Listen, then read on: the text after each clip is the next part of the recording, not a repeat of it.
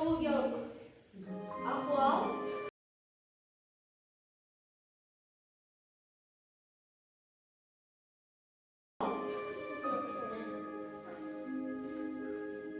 көз алдыңызға өзің жиі кіретін сүйікті әлеуметтік желіні елестетіңіз.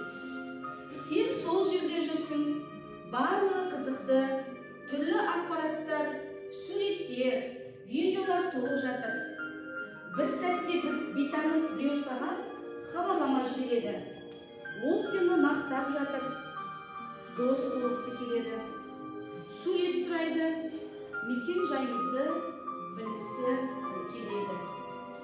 Ендеше оқушылар, көзіңізді ашып, өз сезімдеріңізді білдіріңіздер.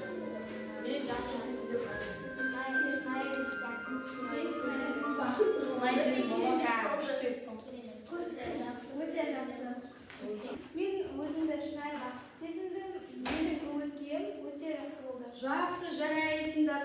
Керемет. Келесі тағы кім айтады?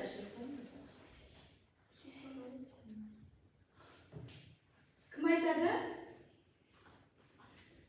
Жақсы болды, өзімді бақыт сезіндім. Жақсы, жарайсың. Қызым жақсы.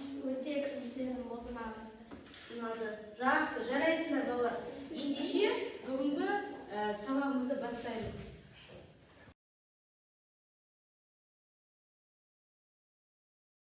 Оқушылар, алдымен біз топқа бөлініп алайық. Ол үшін біз платформа арқылы 3 топқа бөлемін. Так, бірінші топ Мұхаммед, Жанерке, Аяулым, Бейсен, Ерасыл. Тез ауса ойыңыздар. Бірінші топ Кемер Гүлим. Тез ауса ойыңыздар.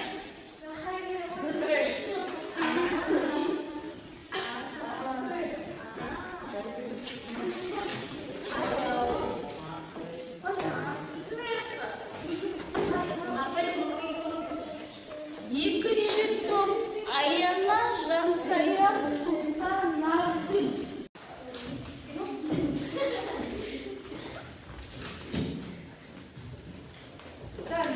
Бірінші топ Мұхаммед, Жанерке, Аяулым, Бейсен, Ерасыл бар ма? Екінші топ Аяна, Жансая, Султан, Назгүл. Бар. Аяна, Анат, Аяулым, Жансая, Жасмина бар ма?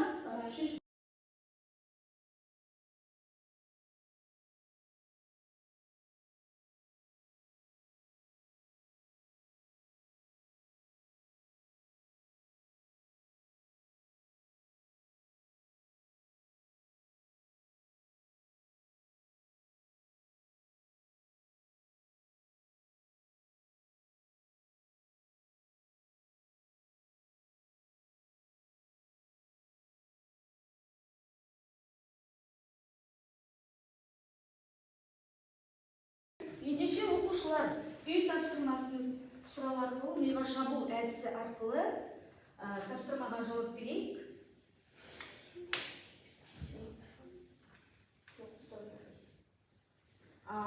Бірінші сұрақ. Интернет қайда және не үшін қолданасыңыздар? Кім айтады? Интернетті қайда және не үшін қолданасыз? Аяна? Аяна? Интернетті көптеген ақпараттар іздеу үшін және де ойындар ойнау үшін, ақпараттарды білу үшін және де әлеуметтік желілерді қарау үшін. Жақсы, жарайсың. Келесі екінші сұрақ. Ашамыз ба? Желіде қауіп төндіретін жағдайлармен кездескендеріңіз бар ма? Желіде қауіп төндіретін жағдайлармен кездескендеріңіз бар ма? Ал Жансая. Айта ғой. Желіде қауіп төндіретін жағдайлар кездескен жоқпын. Кейде көресің, иә? Осындай жағдаймен кездескендеріңіз бар ма, балалар? Жоқ. Жақсы. Компьютерде қауіпсіз жұмыс жасау ережелерін кім біледі? Бейсен?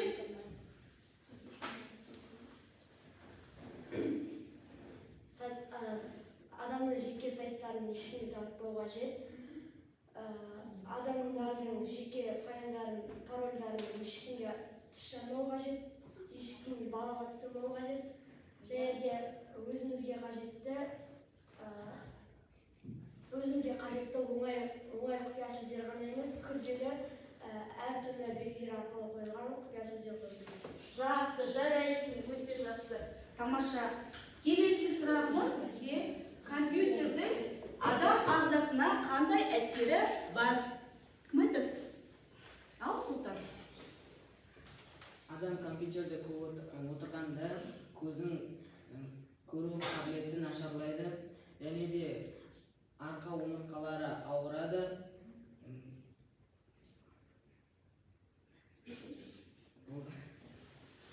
Жарайсың, өте жақсы, керемет. Ендеше балалар, сендер өткен үй жұмысымызға өте тамаша дайындалып кетсіңіздер. Олай болса балалар, мына суретке қараңыздаршы, бүгінгі сабақтың тақырыбын ашайық. Ендеше оқушылар, мына суретке қараңыздаршы, не көріп тұрмыз?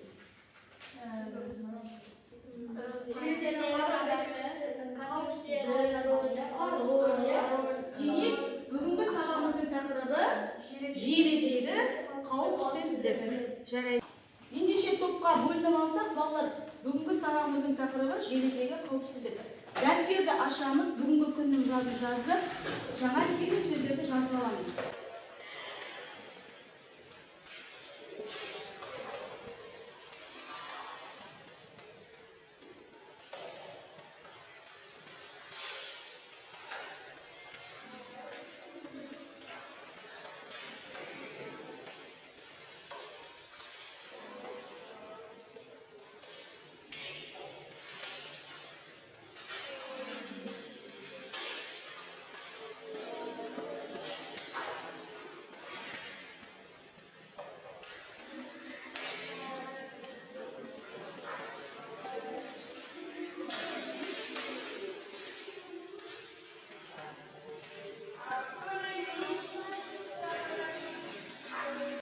Интернеттегі қауіп-қатер түрлерін таниды, жеке деректерді қорғау тәсілдерін үйренеді, цифрлық мәдениет пен кибер қауіпсіздік жайлы түсінігін кеңейтеді, оқушылардың интернеттегі қауіпсіздік туралы түсінігін кеңейту және нақты өмірде қолдана алады.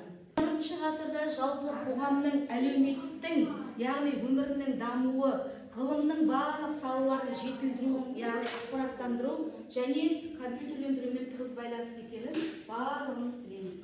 Интернетсіз өмір сүру қазіргі таңда мүмкін емес. Интернеттің қарқынды дамуы желіні кеңінен қолданудың қиындықтарынан туындайтын қауіптердің де жылдам дамуына әкеліп соқты. Күн сайын ақпараттың еркін таралуы және жеке тұлға мен қоғамның қауіпсіздігін қамтамасыз ету арасында сақтау қажеттілігі артып келеді. Міне, осылайша ақпараттық қауіпі туралы түсінік қалыптасты. Осыған байланысты қауіптерді екі түрге бөлуге болады.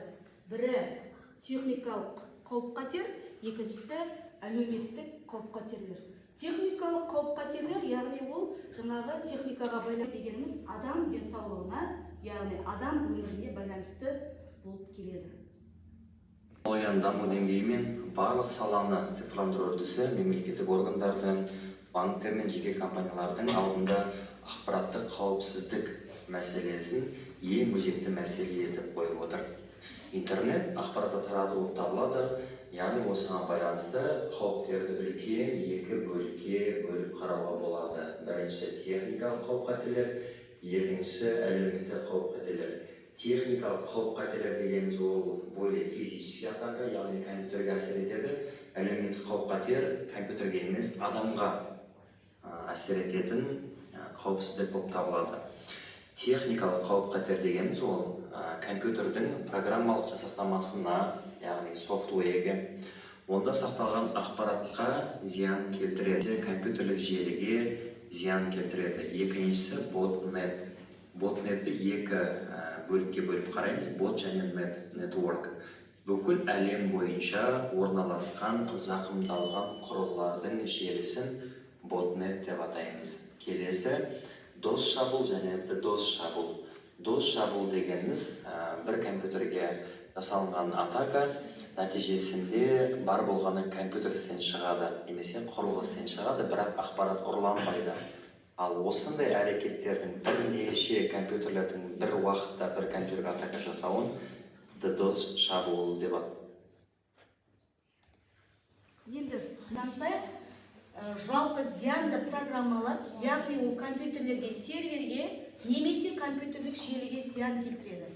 Екінші бізде ботнет, яғни бұл жерде бүкіл әлем бойынша орналасқан зақымдалған құрылғылардың желісі болып табылады.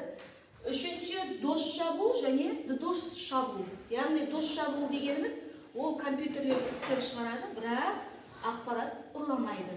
Ал DDoS шабуыл дегеніміз мұндай шабуыл көптеген компьютерлерден бір уақытта жасалады екен.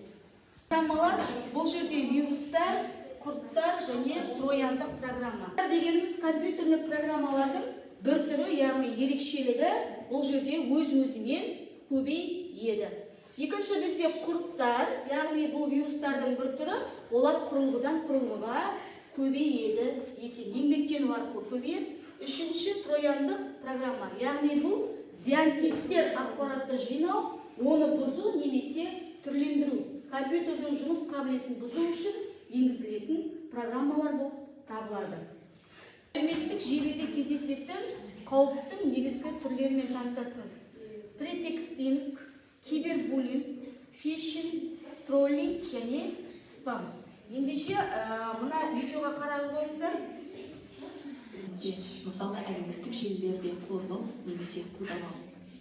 Егерде саған зұлым, ренішті хабарламалар, сыныс немесе электронды хаттар, имейл жазса, сені қорлайтын бейнероликтер, суреттер, өсиет немесе жалған сөздер таратса, әлеуметтік желілерде сенің атыңнан жалған аккаунттар құрып, онда ерсі фотосуреттерді орналастырса, жеке басына қатысты ақпаратты басқаларға жайса, сені ренжітуіне қорлау мақсатында жеке фотосуреттеріңді басқаларға рұқсатсыз жіберсе, онда сен кибербуллингке тап болдың. Кез келген адамның кибербуллингке ұшырауы мүмкін екені есіңде болсын. Таныстық, біріншісі техникалық қауіп-қатерлер және екіншісі әлеуметтік қауіп-қатерлер. Техникалық қауіп-қатерлер, яғни біздің құрылғыларымызға байланысты, техникаға байланысты болса, әлеуметтік қауіп-қатер ол біздің адам өміріне қатысты қауіп-қатерлер болып табылады екен. Оқушылар бағалау парағын таратып берейін, әр тапсырмаға ала қойыңыздар.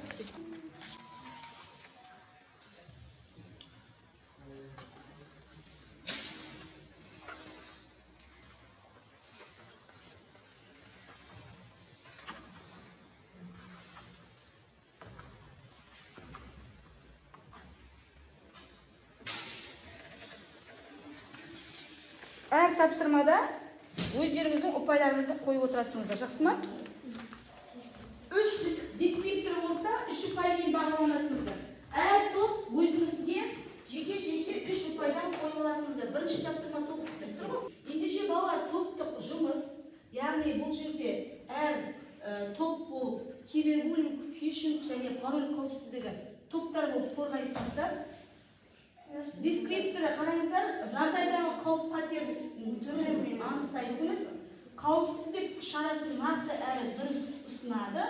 Өз ойы мен ұсынысын нақты дәлелмен жеткізесіңіздер. Ендеше балалар, топқа үшінші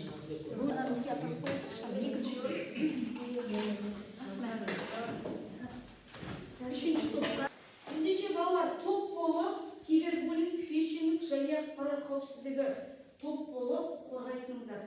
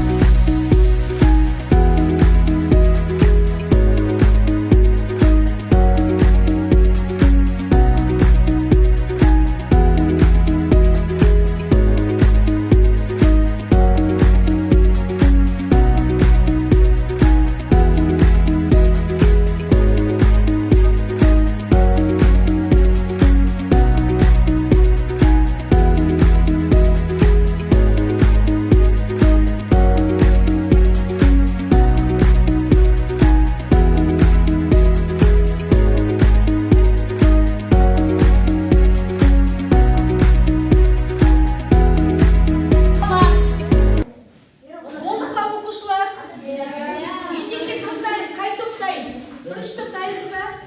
Шығамыз тақтаға. Келеміз. Не білеміз?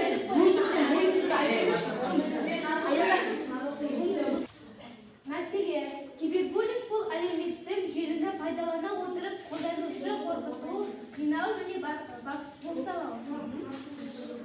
Шешімі, адамның өзіне сенімділігін көрсетуге көмектесу. әр адамның сөзіне сенбеу. Өзінің сенімді адамдар ескерту. Жақсы, жарайсыңдар. Бірінші топтың қолы. Өте жақсы. Келе қойыңдар. Пароль қауіпсіздігі. Жеке деректерді қорғау ережелері қауіпсіз парольдер. Құпия сөздерді күштетіп жасау керек.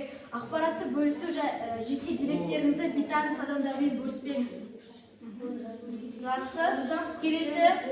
Жеке ақпаратты қолданғанда әр аккаунт үшін бөлек жасау, жиі өзгертіп тұру бұл қауіпсіздік үшін маңызды. Құпия сөз қауіпсіздігі аккаунттарға рұқсатсыз кіруден сақтау үшін күрделі және сенімді құпия сөз қолдану. Қауіпсіз құпия сөздің белгілері ең азы 8-12 таңбалы болуы қажет. Бас және кіші әріптер сандар арнайы белгілер қолданылуы керек. Туған күн, есім, телефон номері сияқты оңай мәліметтер болмауы қажет. Иә, дұрыс. Өте жақсы. Құпия сөз қауіпсіздігі жеке мәліметтерді қорғау үшін құпия сөздің қауіпсіз болуын қамтамасыз ету.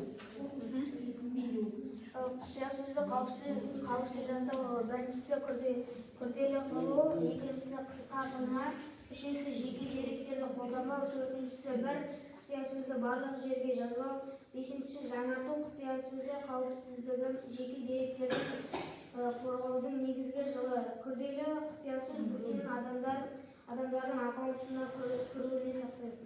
Жақсы. Жарайсыңдар. Келесі оқушылар 3-ші топ келе қойыңыздар. Тез. Тұра қойыңыздар.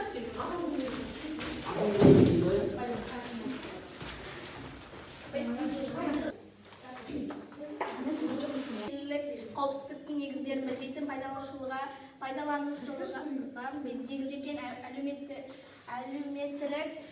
инженерияның бір түрі. Атап айтқанда, көптеген адамдар қарапайым фактіні білмейді. Қызметтер олардың деректерін, паролін және тағысқалары қамтамасыз етуін сұрайтын хаттар жібермейді. Фишингтің белгілері: бірінші, тез әрекет етуді талап ететін қорқыту тәсілі бар хабарламалар. Екінші, күтпеген тіркелу, тексеру туралы хат немесе тіркелуді шақыру. Сілтемені ашқанда URL мекенжайы ресми дәлелденген, яғни сәйкес келмейді. Жалған немесе сыртта ұқсас электрондық пошта мекенжайлары электрондық. Мысалы, support банк құжаты фишингтен қалай құтылуға болады? Бірінші, сілтемені өтпеңіз. Екінші, жалған фишингтерге қарсы функция болсыңыз. Үшінші, парольді ауыстырыңыз. Төртінші, банк картасын бағыттаңыз. Өте жақсы. Балалар, ендеше отыра қойыңыздар. Өте жақсы.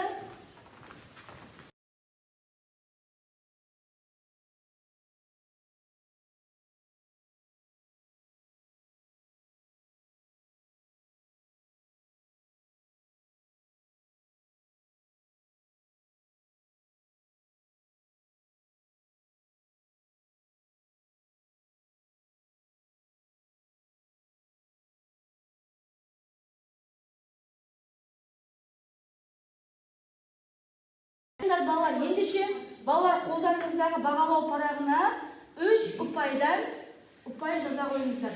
Топтық тапсырмаға. Бізде компьютермен жұмыс, яғни практика, жеке жұмыс болып табылады. Сенімді парольді жасайсыңыз. Екінші, фишинг сайттарын қалай тануға болады, мысал келтіресіңіз. Үшінші, Google қауіпсіздік баптауларын қарап шығасыңыздар. Ал ендеше компьютерлерді қосыңыздар, сенімді парольді орнатып көрейік. Сенімді парольді орнатып көрейік. Тез аша алыңыздар. Қалай орнатамыз сенімді парольді?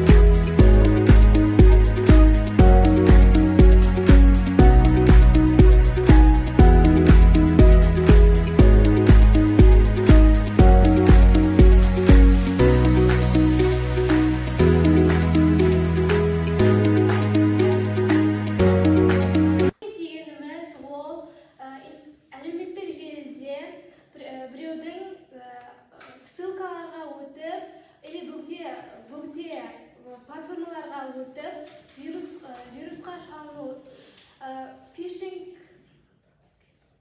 фишингке тағы да біреудің парольдарын ұрлау жатады. Біреудің паролін логин жасыны, яғни жеке ақпараттарын ұрлау.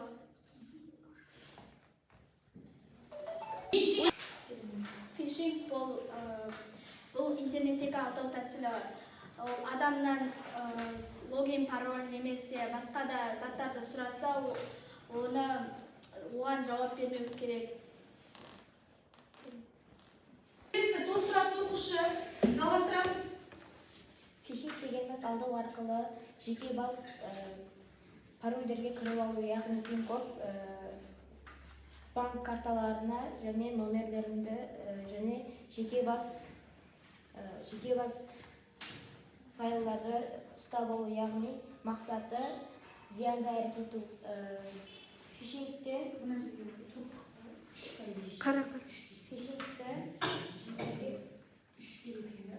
адам сенің пайдаланып жатқан сайт немесе топта номерді, телефон номерді арқылы ақпаратты алуға тырысады. Сауаттылыққа байланысты жұптық жұмыс, яғни 52-ші беттегі бірінші қосымша және екінші қосымша деген нигериялық хат үлгісі берілген ғой. Соны әдемілеп, сол мәтінді әдемілеп оқисыңыз. Сосын сол сұраққа жұп болып жауап берсеңіздер болады. Бұл жұптық жұмыс болып табылады.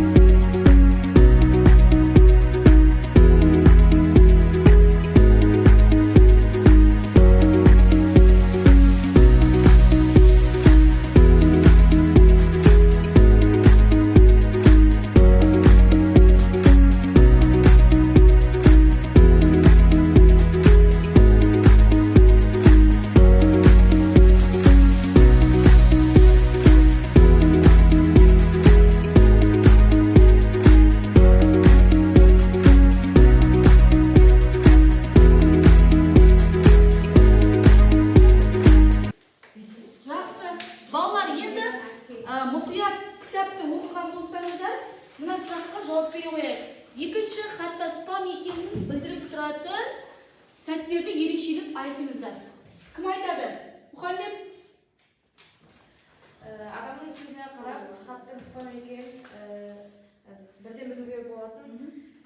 Спам түрлері бар, мысалға, өте сенімді асықтыратын сөздер, мысалға, сіз бүгін ұттыңыз және тағы басқа белгісіз сайттардан келеді. Екіншісі, шектен тыс уәде немесе пайдасыз 100 мың теңгеге тегін алыңыз, тек тіркелсең болды, ақша табасыз деген спам түрлері өте көп. Үшіншіден, күдікті сілтемелер немесе файлдар ондай сайттарға кіру өте қауіпті, себебі ол біздің телефонымызға немесе гаджетімізге вирустар тарап кетуі мүмкін. Төртіншісі, жалған ресми сөйлесу істейді. Құрметті тұтынушы, сіздің есептік жазбаңыз бұғатталды, қауіпсіздігіңіз үшін деректеріңізді жаңартыңыз деген және тағы да басқа банктерден келетін хаттарға ешқашан жауап бермеуіміз керек. Жақсы, өте жақсы, жарайсың, керемет. Жаңағы бағалау парағына сен өзіңізге 3 ұпайды қоя қойсың. Келесі, Жансая. Келесі, сендерге сенімсіз жалған болып көрініп тұрған фактілерді айта қойыңыз. Айта бер, кітаппен оқып айта бер. Біз бір-бірімізге кездеспесек те, біз таныс сіздің қуаныштымын. После сілтемесі арқылы сізді таптым, оны Экобанкте қыматқа қатысып бардым. Өте жақсы. Так, қосатын бар ма тағы да оқушылар? Қосатын оқушы бар ма? Жазмин?